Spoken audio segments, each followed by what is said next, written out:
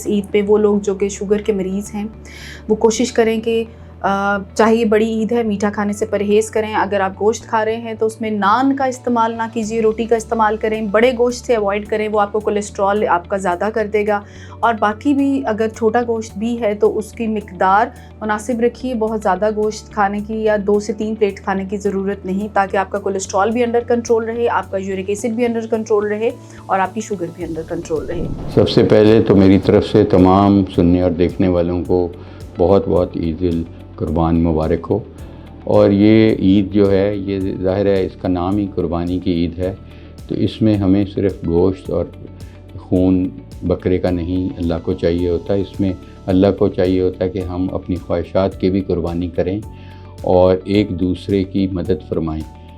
मैं समझता हूँ कि उम्मीद है कि आप इत्दाल से खाएंगे, सुन्नत रसूल पाक सल्लल्लाहु अलैहि वसल्लम को अपनी ज़िंदगी में याद रखेंगे कि भूख रख के खाना है।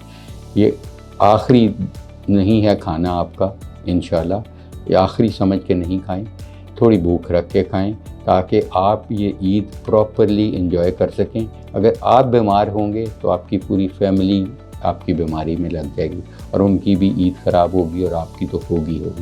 इसलिए इस ईद को आप भरपूर फ़ायदा हासिल करें, जितनी अच्छाइयाँ फैला सकते हैं फैलाएँ, कम खाएँ खिलाएँ ज़्यादा, तो इंशाल्लाह ये ईद और आने वाली तमाम ईदें आपके लिए बहुत अच्छी होंगी। वैसे ये तो डॉक्टर, मैं सिर्फ एक मैसेज अपने डायबिटिक पेशेंट्स को देना चाह रहा हूँ। चूँकि डायबिटिक पेशेंट्स साथ उनको ब्लड प्रेशर और कोलेस्ट्रॉल के भी मसाइल होते हैं, तो चूँकि ईद में अगर वो बढ़ चढ़ के हिस्सा लें तो ऑब्वियसली जब सब लोगों को खाता पीता हुआ देखते हैं तो they don't take care that much, वो भी कैरिड अवे हो जाते हैं और उस तरह से परहेज़ करना छोड़ देते हैं अगले 3-4 दिन के लिए, और जो कि उनके लिए बहुत ख़तरनाक साबित हो सकती है। जिस तरह की मुरगन ग़िज़ाएँ ईद पे खाई जाती हैं, साथ अमूमन नान वगैरह खाने और साथ कोल्ड ड्रिंक्स वगैरह भी चलते हैं। सो ये ना सिर्फ शुगर के लिए बुरे हैं बल्कि उनके ब्लड प्रेशर और उनके कोलेस्ट्रॉल वगैरह के लिए भी बुरे हैं। तो जो भी खाने वगैरह वो बनाएं उसमें एक तो कलेजियों का बहुत ज़्यादा इस्तेमाल ना करें, बिकॉज कोलेस्ट्रॉल के लिए it can be very dangerous,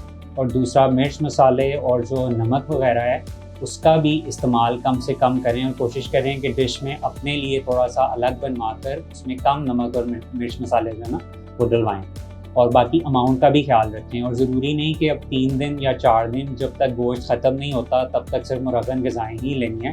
थोड़ा सा साथ याद रखें कि फ्रूट्स के अलावा जो हमारी सब्ज़ पत्तों वाली सब्ज़ियाँ हैं उनको भी याद रखें। और अगर स्वीट्स वगैरह भी ऑब्वियसली लोगों के गेट टुगेदर्स होते हैं, स्वीट्स वगैरह भी शामिल करें तो उसमें भी उनको अपनी परहेज़ का जो दामन है वो नहीं छोड़ें। बहुत शुक्रिया। बिस्मिल्लाहिर्रहमानिर्रहीम। मेरा नाम प्रोफेसर डॉक्टर मुस्तफा हसन सिद्दीकी है। हम जानते हैं कि ईद उल अज़हा की आमद है और हम लोग गोश्त खाने में बहुत ज़्यादा एहतियात का मुजाहरा नहीं करते।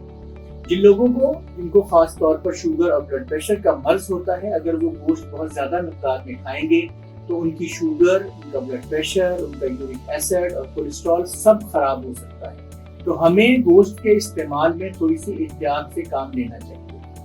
ये भी देखा गया है कि मरीज बहुत ज़्यादा गोश्त खाकर लूज मोशंस, वॉमिटिंग यानी गैस्ट्रोएंटेराइटिस या फूड पॉइजनिंग के साथ अस्पतालों में प्रेजेंट करते हैं। तो इसलिए खुराक के इस्तेमाल में बहुत ज़्यादा एहतियात का मुजाहरा कीजिए, सेहतमंद रहिए और सेहतमंद मुआशरे का हिस्सा बनिए। शुक्रिया। प्रोफेसर खालिद महमूद खंजना, हॉस्पिटल लाहौर।